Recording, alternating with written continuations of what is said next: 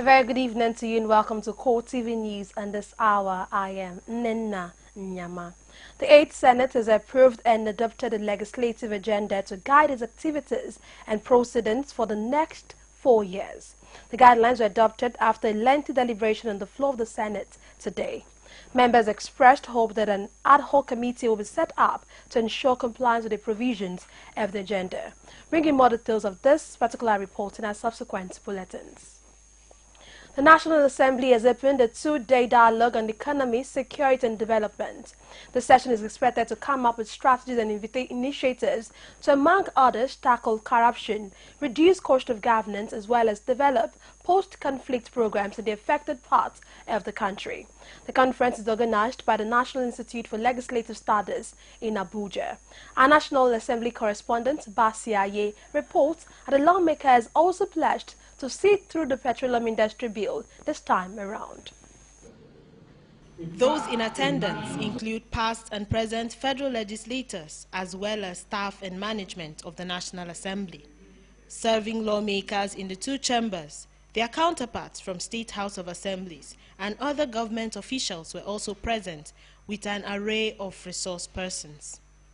Speaker of the House of Representatives, Yakubu Dogara, and Deputy Senate President are optimistic that workable solutions will be proffered at the end of the 2-day session. They also expressed a readiness to receive the Petroleum Industry Bill, PIB, from the federal government for prompt legislative work and passage. Undoubtedly, one of the most important pieces of legislation is the Petroleum Industry Bill. This is necessary because oil and gas still accounts for over 70% of our foreign exchange earnings in spite of the rapid fall in oil prices. We therefore cannot afford not to organize the sector in such a manner as to benefit the nation. In this regard, may I call on the President, as the Minister of Petroleum, to, as a matter of urgency, transmit a bill to the National Assembly on how his administration intends to reorganize the petroleum sector. The 8th National Assembly will lay emphasis on a number of areas on the economic front to remove impediments, such as security of investment and private sector equity, infrastructure financing, innovation and credit, and improving business regulation climate. The Senate will work with the House to build a strong coalition which seeks to lay out an aggressive legislative pathway that will enable private sector capital creation and development of private sector resource with a view to closing infrastructure deficit through private sector participation. Others also have a similar view, especially in the area of effective and sustainable governance to deal with current economic and development challenges.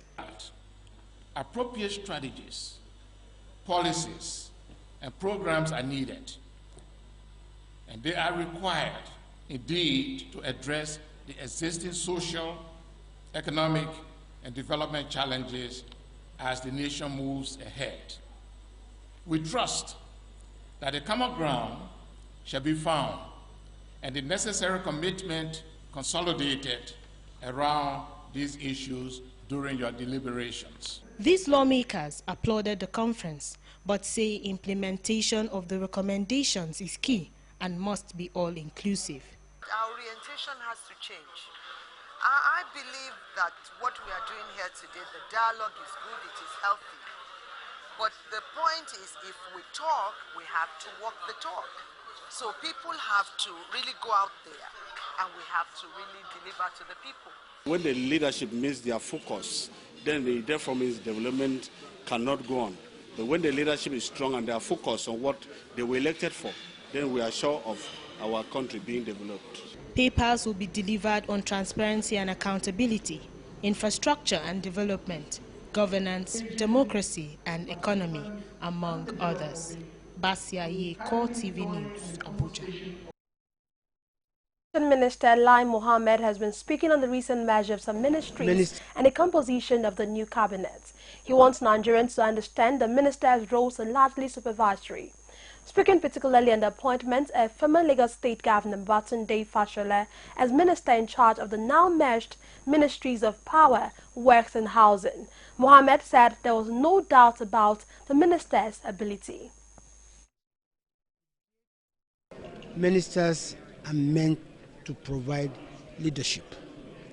Ministers are supposed to work in conjunction with the president and with the government to get the framework for their ministries.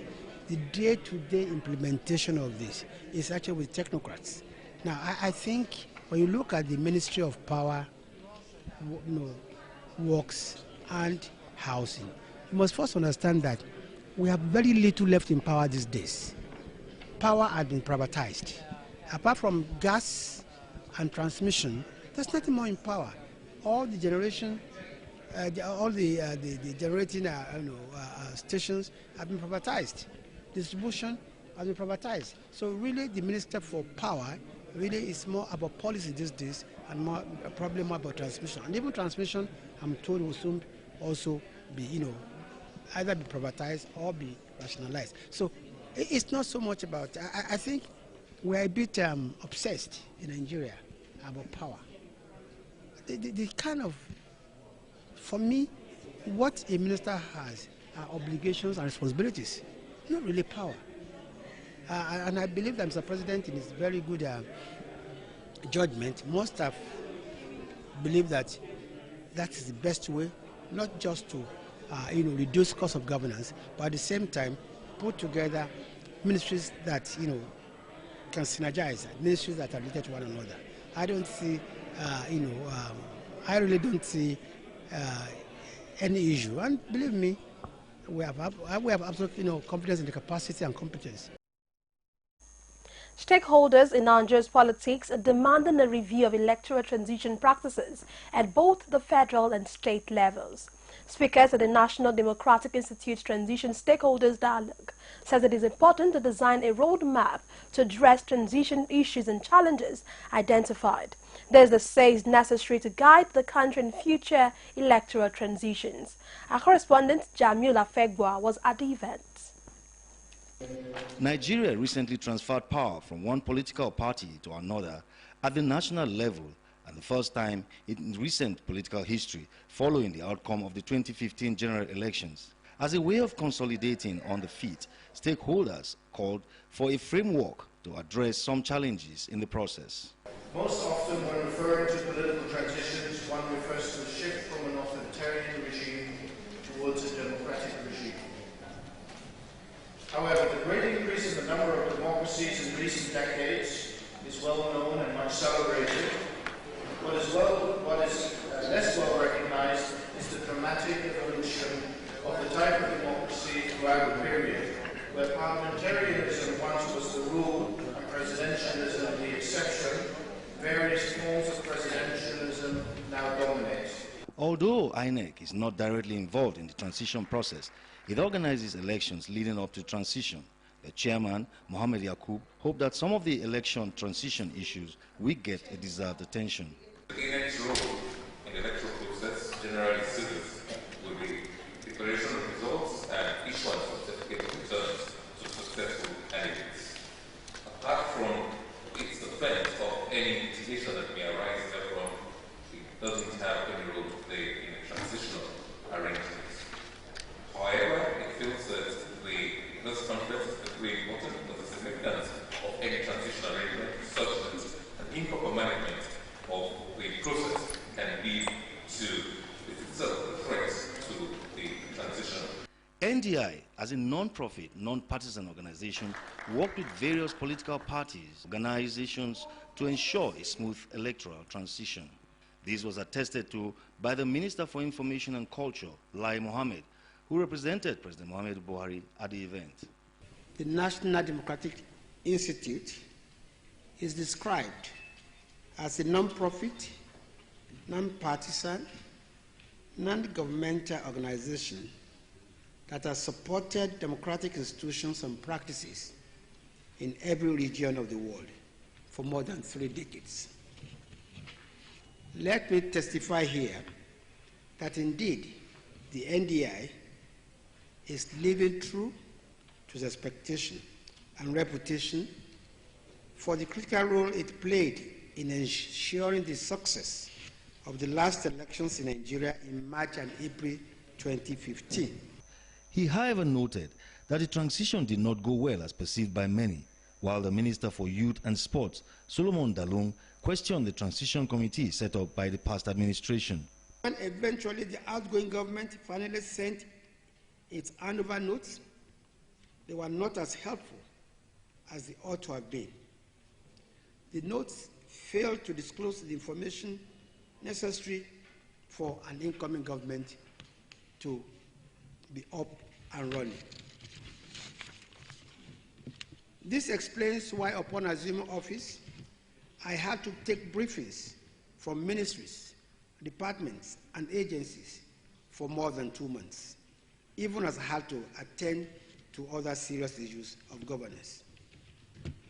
As a member of the Transition Committee and somebody who served in the Security Subcommittee, which, like my brother had articulated, it was a creation of the committee in order to address the issue in view of the fact that there was nothing, there was no framework, whether legal on the ground, for the committee to operate upon.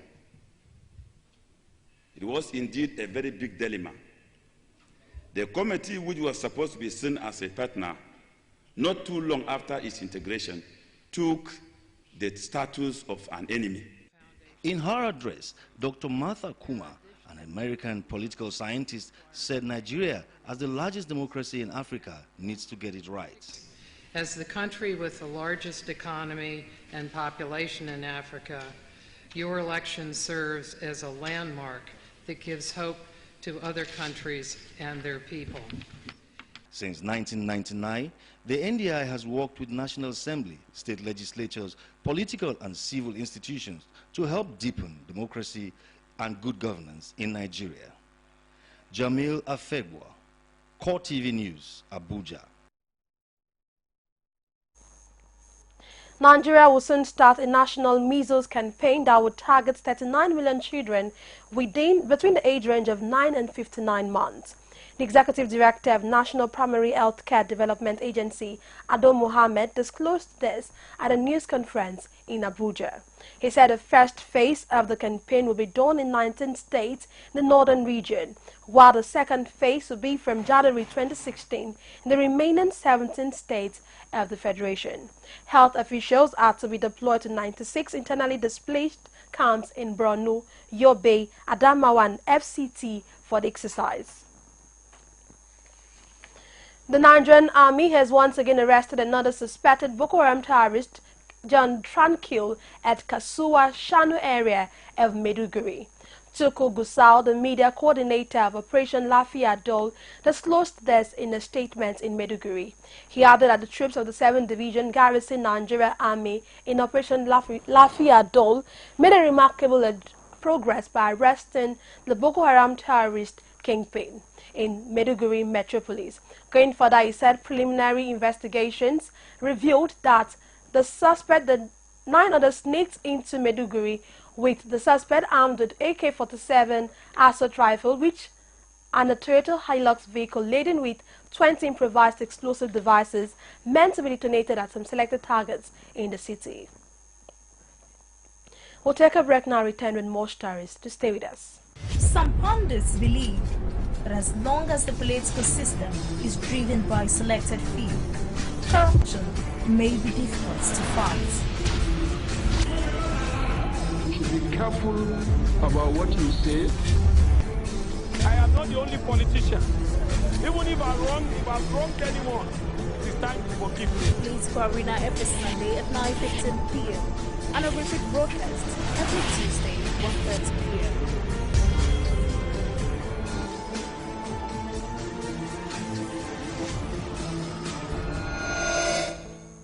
President Muhammadu Buhari has launched the emblem for 2016 Armed Forces Remembrance Day celebration. At the launch, which took place inside the council, President Buhari appealed to well-meaning Nigerians and corporate bodies to assist in ameliorating the situation of war veterans and their dependents. The Armed Forces Remembrance Day celebration is set aside yearly to appreciate the sacrifice of those who paid the supreme price for the continual peace and stability of the country. Our nation has recently celebrated 55 years of political independence and continues to remain as one indivisible entity despite several grievous challenges. Since independence, Nigeria has witnessed a lot of internal strife, survived the civil war, and has remained united.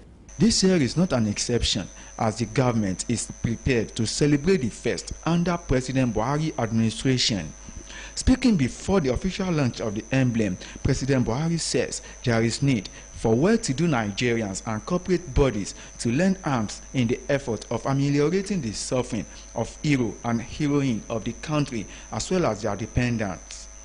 The president announced the donation of 10 million naira for the Nigerian Legion and charged the Ministry of Defense to come with programs that will improve the standard of living of the war veterans. The federal government will continue to show commitment to addressing the challenges facing our veterans. To this end, we have recently implemented an increment in their pensions. The Minister of Defense, Mahmoud Dan Ali, says the essence of the emblem is to motivate serving military personnel by appreciating the contributions of the nation's war veteran to the stability of the country. As the country continues to fight insurgents, we remember and appreciate our fallen heroes and veterans for their invaluable contributions to global, national peace and security. Climax of the event was the decoration of President Buhari and his deputy with the emblem by the national chairman of the Nigerian Legion, retired Colonel Mika Gaya. Theme of the 2016 Armed Forces Remembrance Day is motivating the Nigerian Armed Forces for effective service delivery. From the presidential villa in Abuja, Abiola Oluwole, CoreTV News. The General Overseer of Foursquare Gospel Church, Reverend Felix Medoye, wants Nigerians to support efforts by President Muhammadu Buhari and his team to develop the country. He insists that the president is on course to change the fortunes of the country for the better. The leader of the Foursquare Gospel Church was at the presidential villa to brief President Buhari on the forthcoming anniversary celebration of the church.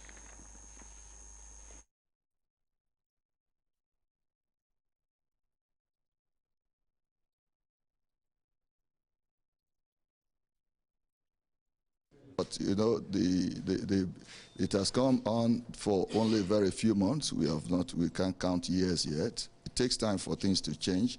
I think so far the direction is still right. Security, corruption, creating more jobs. I think all hands are on deck. The council ministers have just been brought in, and they will start working, and we'll begin to look at what happens and follows. Yes. But the religious leaders, how would you react to the situation where some... A federal high court in Abuja has extended till Monday, November 23, the summons issued on the Attorney General of the Federation and Minister of Justice, Abubakar Malami, to appear in court to explain the siege on the Abuja home of former National Security Advisor Sambo Dasuki. The extension of the date by Justice Adeni Ademola was at the instance of the new Solicitor General of the Federation, Taiwo Abidogun. Abidogun, who was in court for the first time on Dasuki's legal action, had informed Justice Ademola that the new Attorney General had yet to formally assume office. This move, which was not opposed by Dasuki's lawyers, led by Joseph Daudu, prompted the appointment of the case to next. The Solicitor General of the Federation came and informed the court that they have just resumed office, that himself and the Attorney General of the Federation, and he needed time to brief the Attorney General. So the matter has been adjourned to next Monday. I'm sure before then the higher authorities will do what is meet and proper in the circumstances. So how about the occupation of your premises? Those are all the things that I'm sure they are going to take into consideration. But they said they needed time to brief the Attorney General of the Federation. We could not in good conscience say no to that.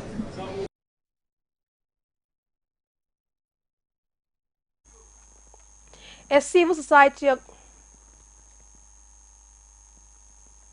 We sincerely apologize for that. A civil society organization, Save Nigeria Group, has threatened a massive street protest if the chairman of the Code of Conduct Tribunal, Danladi Umaru, fails to resign his position within 6 days. The national coordinator of the group, Benedict Ezeago, gave the ultimatum on Monday at a press conference in Abuja. He alleged that Umaru was involved in 10 million naira bribery and therefore is not fit to preside over the affairs of the tribunal. Our correspondent Basilo Kafo has more in this report presented from our studios. For some days now, the media have been awash with reports of a bribery allegation involving the CCT chairman. Save Nigeria Group says it has unearthed copious documents linking Dahiru Umar with bribery scandal. According to the group, the tribunal chairman on July 2012 demanded 10 million naira to quash a corruption charge against a deputy controller of customs, Rashid Taiwo. On arraignments, Mr. Rashid Taiwo pleaded not guilty. And during his trial, the chairman of the Code of Conduct Tribunal, Mr. Danladi Umar, met with Mr. Taiwo privately in his chambers. This meeting was held between two of them without a third party. After the meeting, Mr. Taiwo alleged that Mr. Umar, while opining that the case against him was not strong, demanded for a bribe of 10 million naira from Mr. Taiwo so that he would quash the case against him.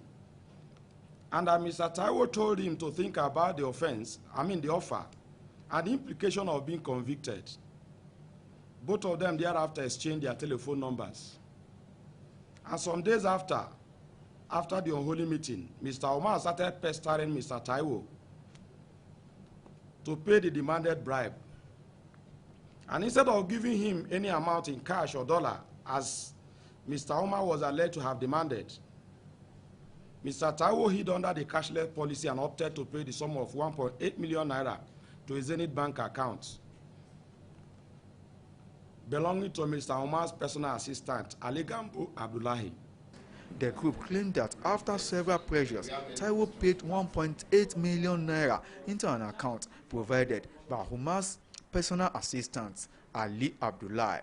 It added that the EFCC investigated the matter and found the PA culpable of the allegation, but he was prosecuted for giving false information against his boss. Save Nigeria Group is therefore calling on President Muhammadu Buhari to liaise with the National Assembly to remove Umar as CCT chairman in line with anti-corruption stance. We hereby demand that the current chairman of EFCC and the new Attorney General of the Federation should hence commence the prosecution of the heavily indicted Umar Danladi as previously recommended by their predecessors within the next 72 hours.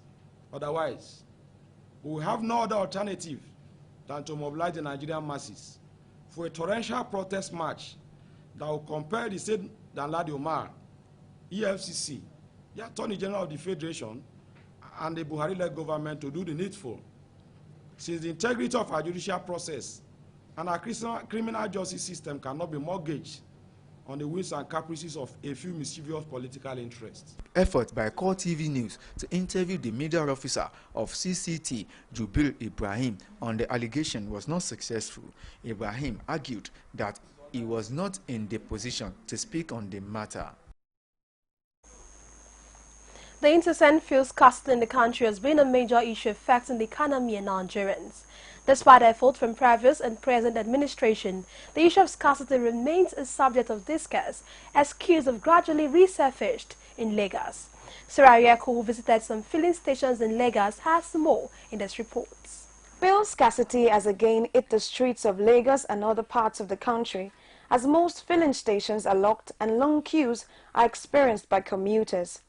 While commuters are confused as to the cause of the scarcity of this commodity at this time of the year, they however hope that the government will salvage this situation as it is becoming the order in the petroleum industry. The marketers are not happy. They need their money. And when they are paid, I think things will work. Can only hope for the best. I don't want to attribute to the period because it has been like this since past 1 month.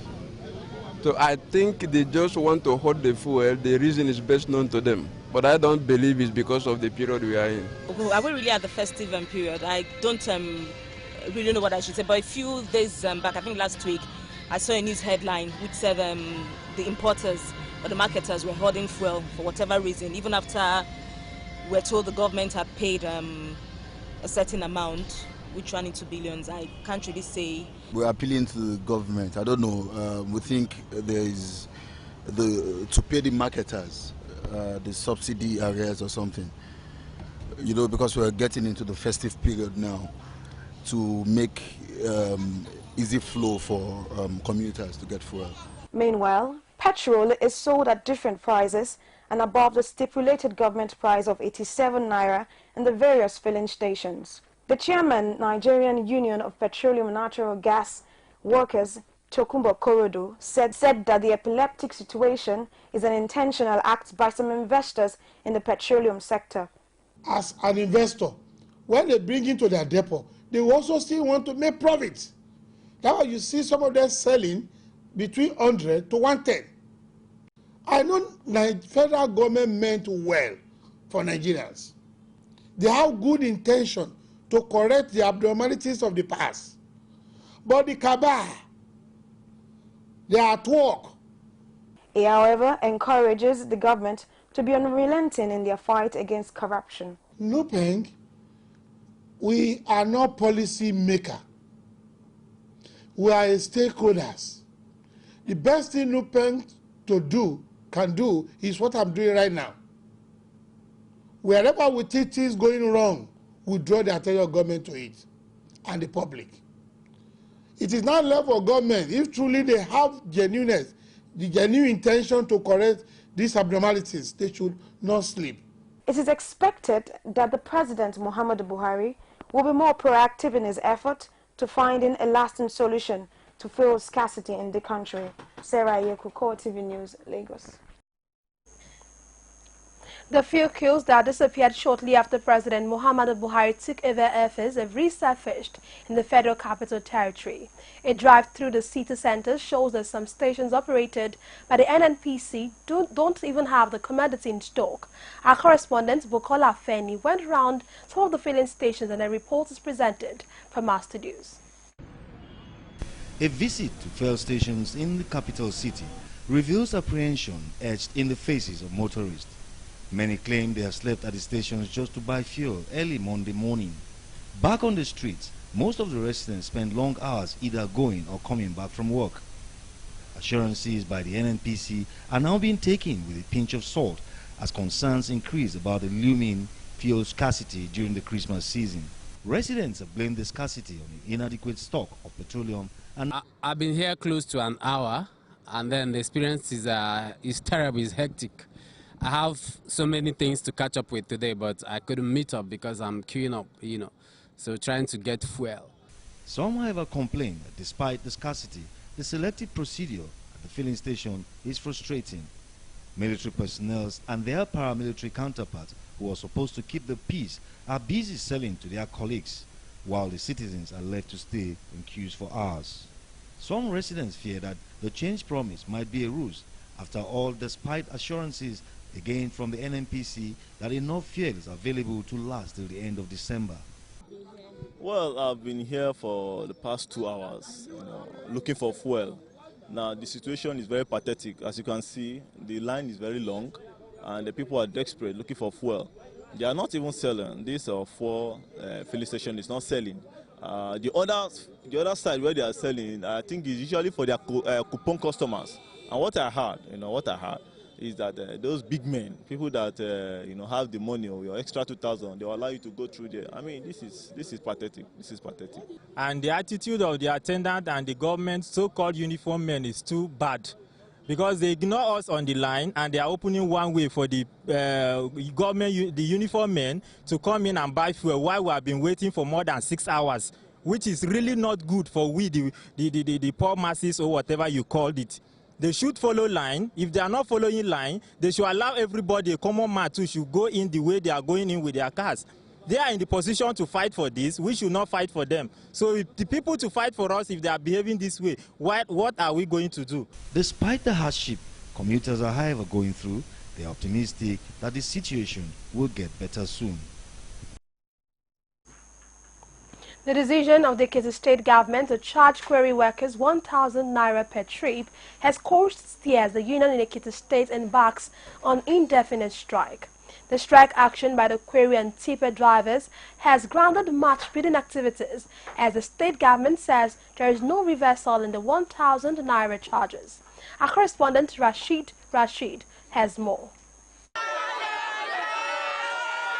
Just like the Igbo traders and butchers, the radar of the Ekiti state government in search for financial circle has shifted to tipper and quarry operators in the state. The state government asked the quarry operators to pay 1,000 naira per trip. This, however, did not augur well with the operators, thus the strike action. But if you want to make 3 trips in a day, you are going to pay 3,000 naira to the bank before you can go to the factory. So I have to tell my people that as from Monday, everybody stay home, because we have no 50,000 to give the government. The union leadership stressed further that the state government has no right to surcharge them as they are directly under the federal government. We've rightly discussed with the Commissioner for Finance, Industries and Cooperatives that we are directly under federal government. Those affected also expressed their displeasure. Mr. Governor should just sit down and reason with us. We cannot pay 1,000. We don't even have money to pay. Yes. That is freedom, democracy. Let us have the freedom. We don't have money. The truth of the matter is that there is nothing left again. After repairing the truck, after paying the necessary things that we're supposed to do, we don't have any money again to feed our family. We are dying. The state government, reacting through the Commissioner for Information, Lanre Ogunshi, however, confirmed the charge, asking the quarry operators to comply with the 1,000 naira per trip taxation. Rashid, CoreTV News, Ado Ekiti. We'll take another break now, return with more stories. Do stay with us. Is it crazy or autocracy? Or what type of crazy is that? Except crazy. News making the headlines. Black Maria is to carry criminals, trade looters that are in government today. Sometimes it gets confrontational. Slap you in the face. Excuse me, don't put words into my mouth. Whatever it is that will bring our military to disrepute, I say to hell on Core Digest. I want to know why I should be believing them. Every weekday, we'll bring all of these together and take them to the court of public opinion. Everybody has the right in Nigeria, where you are the judge.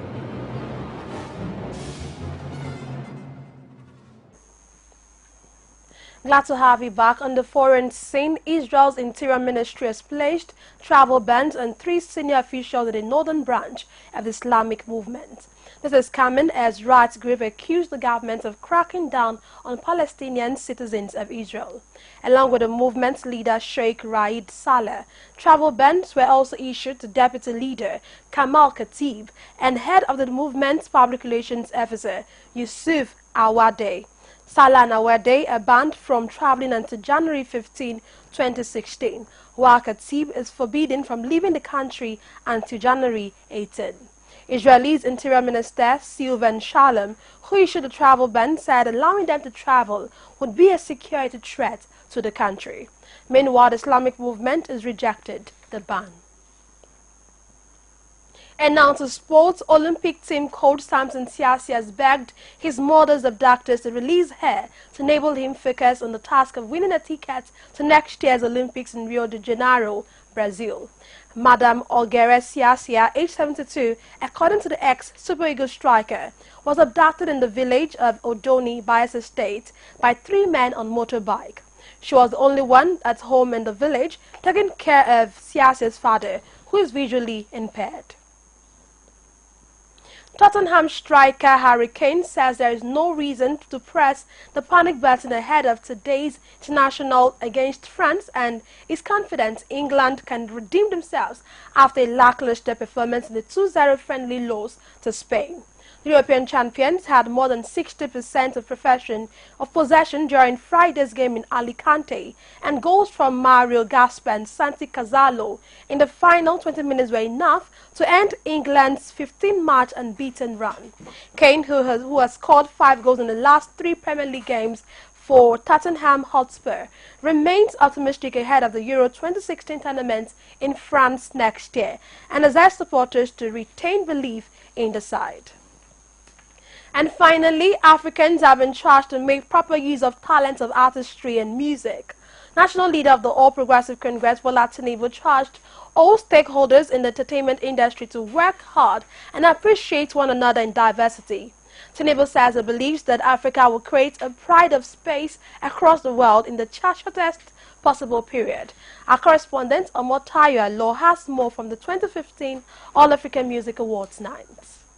It was all about rewarding hard work, recognizing talent and appreciating culture at the 2015 All-African Music Awards. The well-attended event saw Africans in colorful attire to celebrate a unifying symbol.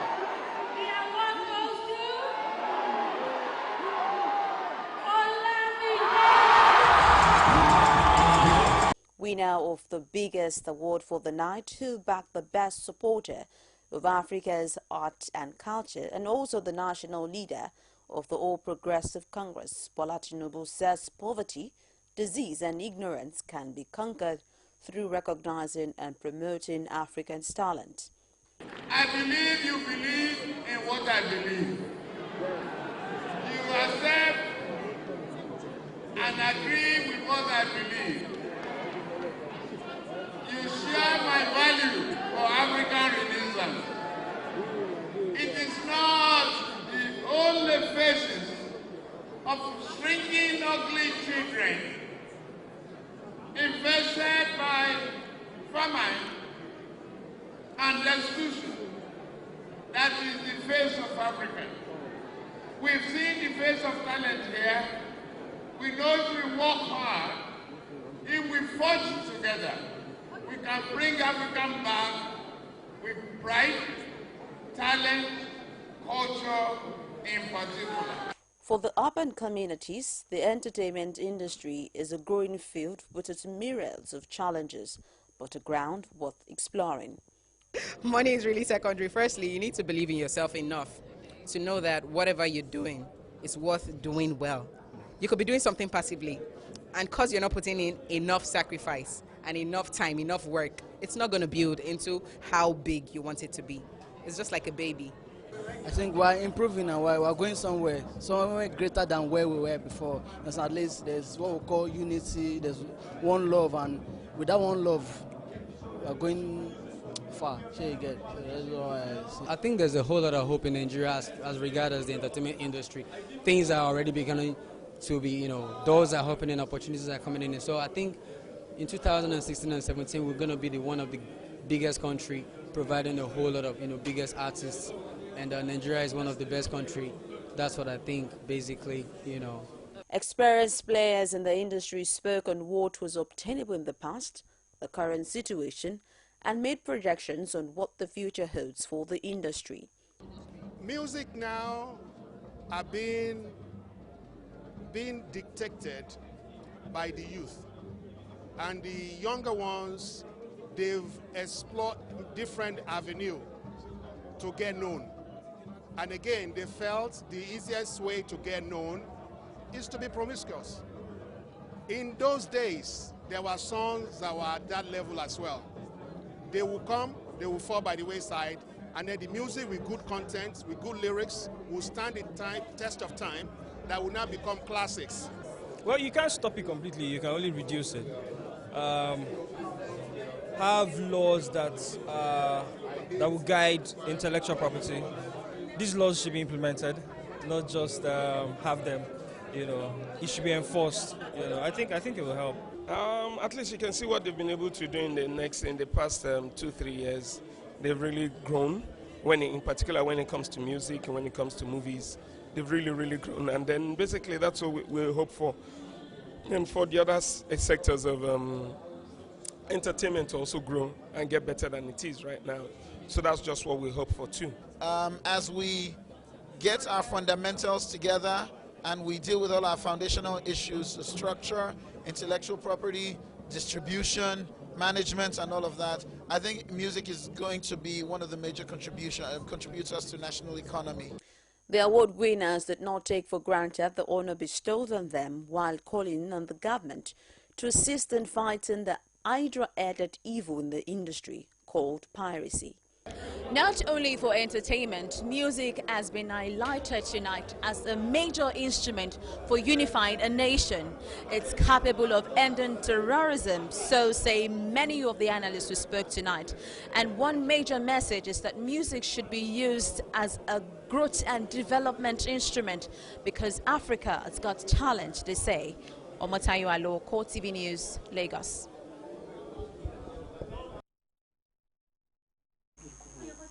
And that's it on CoreTV News and this hour. Thank you so very much for watching. I am Nenna Nyama. Good evening.